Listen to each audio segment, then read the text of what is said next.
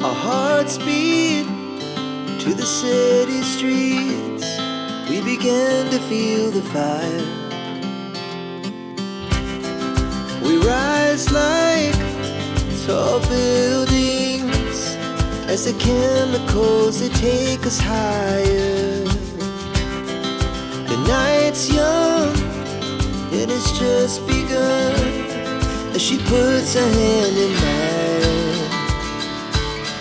We wanna chase the night, wanna dance to the light, pull stars from the sky, just two hearts running wild. Never sleep, never stop, as we shout from the top. We're gonna be two hearts running wild.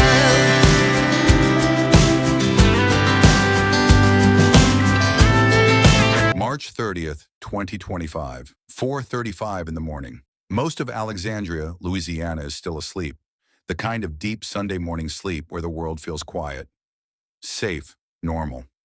But on Ron Mar Drive, in the Bocage subdivision off Twin Bridges Road, someone's dialing 911. Domestic disturbance. Shots fired. When officers from the Alexandria Police Department arrive, they're walking into every cop's nightmare. The kind of scene that stays with you long after the report's been filed. Two bodies. Shaterica Danielle Smith, 38 years old, lying dead from a gunshot wound, and Tracy Johnson, 42, with what appears to be a self-inflicted gunshot wound. Murder-suicide. Domestic violence turned fatal. Another statistic in America's most preventable epidemic. But here's what makes this case different. Here's why you need to pay attention. Because if you'd scrolled through Shaterica's social media just days before, maybe even hours before, you would have seen something completely different. You would have seen the kind of relationship people screenshot and save to their Pinterest boards. The kind of couple that makes you stop mid-scroll and think, that's what I want. Hashtag relationship goals. Hashtag blessed. Hashtag love of my life. And you would have had no idea that behind those perfectly filtered photos, behind those carefully crafted captions, someone was suffocating. Here's what I need you to understand right now. This isn't just another true crime story. This isn't entertainment. This is a warning, because somewhere in your friend list, your family, your coworkers, someone is posting the same kind of pictures right now, smiling in photos while screaming in silence, and you're scrolling right past them. Have you ever looked at a couple's Instagram and felt jealous? Have you ever thought, why can't my relationship look like that? What if I told you that the relationships that look the most perfect are often the most dangerous? By the end of this video, you're going to know 3 specific warning signs that Shaterica's friends missed. 3 red flags that were hiding in plain sight. And one of them, I guarantee you, is happening to someone you know right now. Maybe even you. But here's the thing. If you're the type of person who thinks, this won't happen to me, or I don't need to watch this, I want you to stick around anyway. Because at the end, I'm going to ask you to do something uncomfortable. I'm going to ask you to explain yourself. Stay with me. Because this story, it's about to get personal. Let's rewind. Let's go back to before the 911 call, before the gunshots, before the memorial service at the Alexandria Convention Center, where hundreds of people gathered, wondering how they missed it. Let's go back to when Shaterica Smith was still alive, and let's figure out what the hell went wrong. Welcome to Unseen True Crime Stories, where the darkest secrets and untold cases come to light. Consider subscribing and tapping the notification bell. That way, you won't miss our next true crime story. November 9th, 1986. That's when Shaterica Danielle Smith came into this world. Born and raised in Alexandria, Louisiana, a city where everyone knows everyone, where your reputation matters, where family ties run deep. She wasn't just another face in the crowd. She was someone people remembered. Growing up, Shaterica had dreams, big ones. She wanted to help people. She wanted to make a difference. So she set her sights on healthcare. First stop, the University of Central Arkansas. She enrolled in their nursing program. But like a lot of us, life had other plans. She switched gears, transferred to Baptist Health Schools of Little Rock, gave nursing another shot for a year before ultimately pivoting to health education. And you know what that tells me? That tells me she was adaptable, determined. The kind of person who doesn't give up just because plan A didn't work out. Eventually, she landed a job as a patient access representative at Conifer Health Solutions. Not glamorous, not Instagram-worthy, but steady, real, The kind of work that keeps the lights on and puts food on the table. Because here's what you need to know about Shaterika. She was a mother. She had children who depended on her, loved her, needed her. When she died, one of the condolence messages in her obituary said this: "May her children know that she loved and will continue to love them." Read that again. Will continue to love them. Because even in death, people couldn't let go of the idea that Shaterika's love was eternal, unshakable, the kind of love that transcends tragedy. But here's where the story starts to split in two. On one side, you had Shaterika, the healthcare worker, Shaterika, the mother, Shaterika, the daughter who made her own mother proud. On the other side, you had Shaterika, the girlfriend, Shaterika, the woman in the relationship everyone envied. Her social media told that second story, and it told it well. Photos of her and Tracy Johnson looking like they'd stepped out of a romance novel. Captions about love and loyalty and finding your soulmate. Comments from friends gushing about how cute they were, how lucky Shaterika was, how they were the couple everybody wants to become. Perfect lighting, perfect angles, perfect smiles. But here's the problem with perfection. It's exhausting to maintain.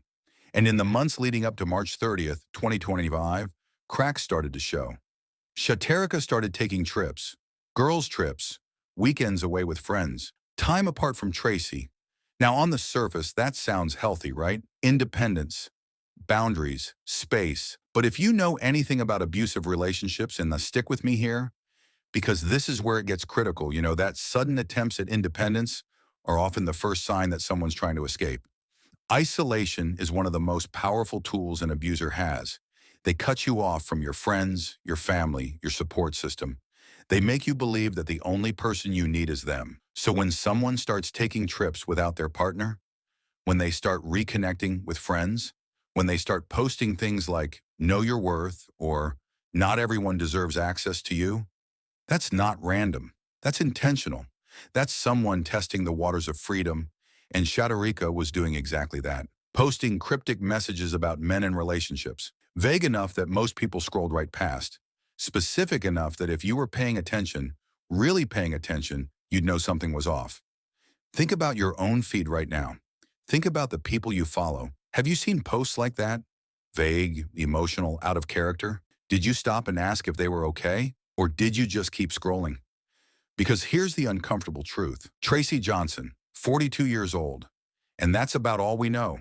No detailed employment history and public records. No extensive social media presence. No interviews with friends or family painting a picture of who he was. Just Tracy Johnson, the man in Shaterika's photos, the boyfriend, the partner, the guy who, on paper, barely existed. And maybe that's the point. Because when you dig into cases like this, murder-suicides, intimate partner violence, fatal domestic disputes, you start to notice a pattern. The perpetrators are often invisible, quiet, unremarkable, not the loud, obviously aggressive type, not the guy everyone warns you about. They're the guy who seems normal, nice even. The guy who makes you think he'd never do something like that until he does. Tracy and Shaterika's relationship, at least from the outside, looked like everything you're supposed to want. The photos, the captions, the public displays of affection, it all screamed stability, happiness, love. But social media is a performance, and performances require actors. Think about the couples you follow online, the ones who post every anniversary, every date night, every "I'm so lucky to have you" caption. Now think about the couples you know in real life who do that. How many of them are actually happy?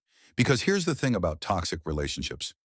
They require constant validation, constant proof, constant reassurance that everything's fine. When a relationship is healthy, you don't need to convince the world. You just exist together quietly. But when a relationship is falling apart, when control and manipulation and fear are holding it together, that's when the performance kicks into overdrive. And Shaterika and Tracy were performing. We don't know when it started. We don't know if there was physical abuse before March 30th or if it was purely emotional and psychological. What we do know is that in the months leading up to her death, Shaterika was pulling away. The girls' trips, the cryptic posts, the sudden need for space. And if you understand anything about abusive relationships, you know what that means.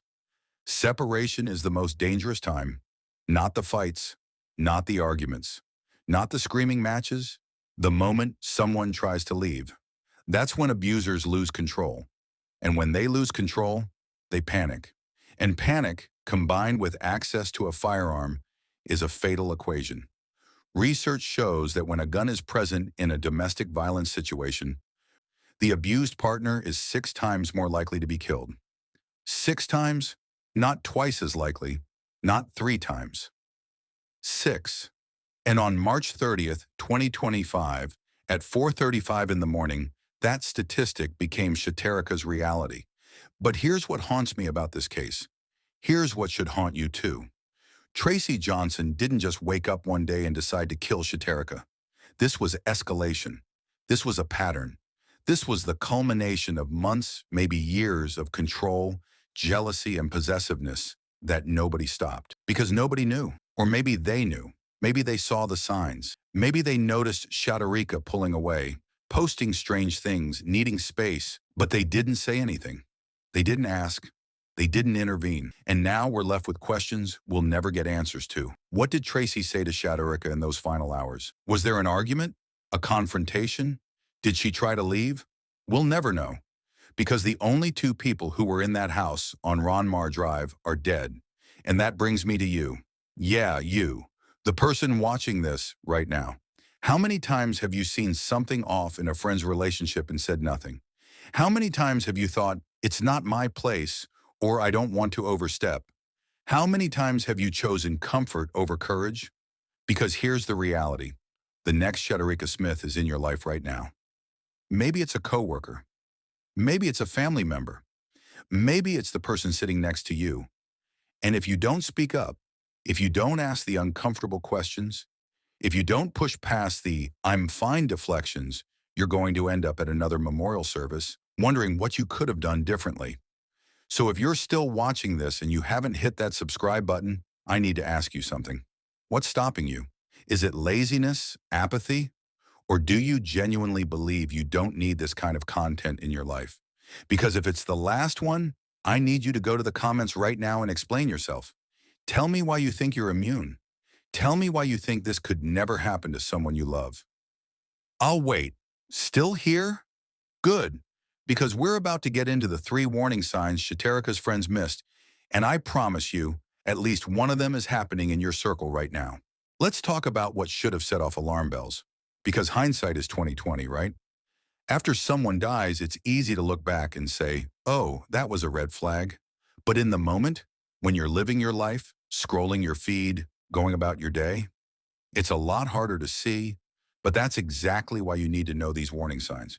So when they show up and you'll recognize them. This is when someone's online presence doesn't match their real life behavior. On Instagram, Shaterika and Tracy look perfect, smiling, happy, in love. But in real life, Shaterika was pulling away, taking trips without him, posting cryptic messages about relationships and self-worth. That gap between the public performance and private reality, that's not normal. When someone's constantly posting about how happy they are, how blessed they are, how perfect their relationship is, but their behavior suggests otherwise, that's a red flag. Because happy people don't need to convince anyone. They just are. But people in toxic relationships, they're performing for themselves, for their partner, for you, and the bigger the performance, the worse the reality. This is when someone who's been in a long-term relationship suddenly starts asserting boundaries. Girls' trips, solo outings, time away from their partner. Now, I'm not saying independence is bad. It's not. Healthy relationships thrive on independence. But sudden independence? After months or years of being attached at the hip? That's different. That's someone testing the waters, seeing if they can exist outside the relationship, preparing for an exit. And for abusive partners, that's a threat. Because abusers don't see their partners as individuals. They see them as possessions. And when a possession tries to assert autonomy, that's when things get dangerous. Shaterika's girls' trips weren't just vacations. They were escape attempts, trial runs, practice for the real thing. And Tracy saw it. He felt it. He knew she was slipping away, and he couldn't let that happen. This one's subtle, but it's everywhere. Cryptic social media posts, vague complaints, quotes about knowing your worth or not settling for less, or toxic people. On their own, these posts seem harmless, inspirational even. But when they're coming from someone who's in a relationship, someone who's been isolating themselves, someone who's suddenly asserting boundaries, they're not inspirational. They're cries for help. Because here's the thing, when you're in an abusive relationship, you can't always speak up. You can't call your friend and say, hey, I think my partner's going to hurt me. Maybe your partner monitors your phone. Maybe they've convinced you that your friends won't believe you. Maybe you don't even recognize it as abuse yet. So you post cryptically, you drop hints, you test to see who's paying attention. And most of the time, nobody is. Shaterika's posts about men in relationships weren't random. They were breadcrumbs, and nobody followed them. So let me ask you something. Right now, today, who in your life is posting things like this? Who's suddenly taking solo trips? Whose online presence doesn't match their real-life energy? Who's dropping cryptic hints about their relationship? And more importantly, what are you going to do about it? Because here's the hard truth. Knowing these warning signs doesn't matter if you don't act on them. And acting on them is uncomfortable. It's awkward, it's intrusive. But you know what's more uncomfortable? Standing in a convention center, staring at a casket, thinking, I should have said something. So say something. Ask the question. Send the text. Make the call. Even if you're wrong. Even if they get mad. Even if it's awkward. Because being wrong is survivable. Being dead isn't. Now, before we get to the final chapter, I need to address something. If you're still watching this and you haven't subscribed, I'm genuinely confused. This is literally life-saving content. This is information that could prevent the next Shaterika Smith, the next Tracy Johnson, the next 4:35 a.m. phone call. So if you're choosing not to subscribe, I need you to tell me why. Go to the comments right now and explain. Because I need to understand what kind of person watches a video about preventable murder-suicide and thinks, nah, I'm good. Is it ignorance, arrogance, or do you genuinely believe this could never happen to you? Tell me. I'll read every single comment. All right, last chapter, let's talk about March 30th. And what happens when all three warning signs converge? March 30th, 2025, sometime before 4:35 a.m. We don't know exactly what happened in that house on Ronmar Drive. We probably never will, but we can piece it together. Based on what we know about intimate partner violence, based on statistics, based on patterns, here's what likely happened.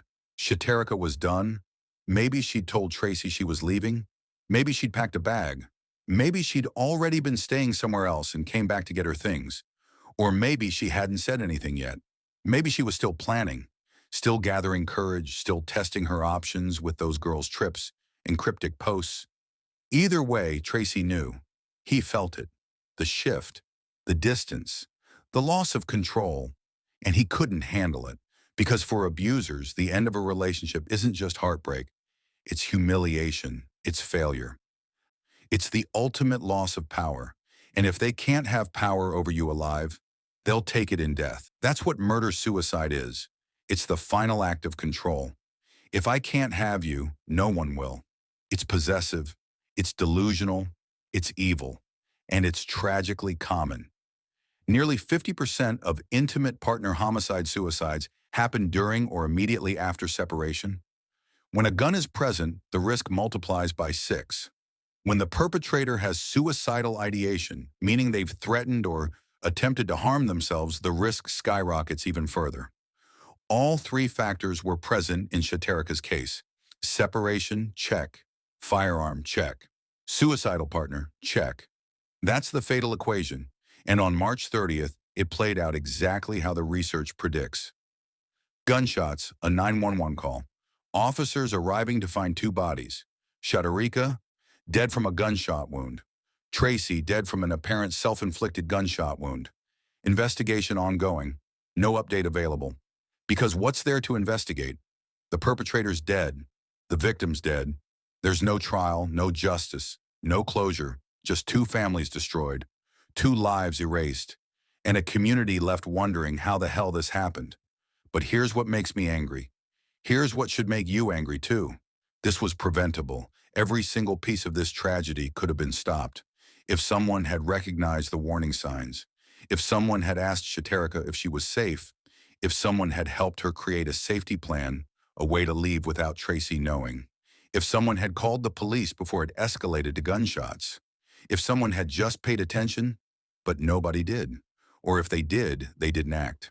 And now, Shaterika's children don't have a mother. Her mother doesn't have a daughter. Her friends don't have their beautiful young lady, all because nobody wanted to be uncomfortable. A.M., they responded to a domestic disturbance in the 5900 block of Ronmar Drive. 2 bodies were discovered upon arrival, 38-year-old Shaterika Smith and 42-year-old Tracy Johnson. Authorities say it appears that both died from. They are investigating this incident as an apparent murder-suicide. APD asked anyone with information about this incident to contact them at the number. Police say around 4:30 this morning they responded to a domestic disturbance in the 5900 block of Ronmar Drive. 2 bodies were discovered upon arrival, 38-year-old Shaterika Smith and 42-year-old Tracy Johnson. Authorities say it appears that both died from gunshot wounds, but that Johnson's appear to be self-inflicted. They are investigating this incident as an apparent murder-suicide. APD asked anyone with any information to contact them. On April 12, 2025, hundreds of people gathered at the Alexandria Convention Center to mourn Shaterika, to celebrate her life, to say goodbye. And I guarantee you that in that room, there were people who saw the signs, people who noticed the cryptic posts, the girl's trips, the distance, people who thought, I should check on her, but didn't, and now they'll carry that guilt for the rest of their lives. So let me make this crystal clear. If you take nothing else from this video, take this. The next Shaterika Smith is in your life right now. Maybe it's obvious. Maybe it's subtle. Maybe you're not even sure. But the signs are there. They're always there. And you have a choice. You can scroll past. You can mind your business. You can convince yourself it's not your problem. Or you can ask the uncomfortable question, are you okay? Really okay? Do you feel safe? Is there anything I can do? That's it. 3 questions, 30 seconds of discomfort, and it could save someone's life. So here's my final ask. If you've watched this entire video and you haven't subscribed, I need you to do one of 2 things. Option 1, hit that subscribe button, because this channel exists to tell these stories, to spread awareness, to prevent the next tragedy. Option 2, go to the comments and explain yourself. Tell me why you're choosing to walk away from potentially life-saving content. Tell me why you think you don't need this. Tell me why you're willing to risk being the friend who didn't speak up, because I genuinely want to understand. And honestly, I think you owe it to Shaterika's memory to at least explain yourself. March 30th, 2025 didn't have to happen, but it did. And the next one is coming. It's already forming in someone's relationship, in someone's home, in someone's life. The only question is, will you see it coming? Or will you be standing in another convention center wishing you'd paid attention? Shaterika Danielle Smith. November 9th, 1986 to March 30th, 2025. Gone too soon, missed by many, survived by her children, her mother, and a community that loved her. May her story be the warning that saves the next life. Rest in peace, Shaterika. And to everyone watching, wake up, because time's running out for someone you know. This is the kind of story Unseen True Crime Stories is dedicated to sharing, not just for entertainment, but for vital, grim lessons. If this story stirred something in you, if it made you think, then you know you need to be here for the next one. Hit that subscribe button, turn on notifications. And if you're still scrolling past without joining, I have to ask, what truth are you afraid to face? What essential understanding are you willing to miss out on? Tell us in the comments. We'll be here, continuing to shed light on the shadows, because sometimes understanding the darkness is the only way to find the light. Thank you for watching.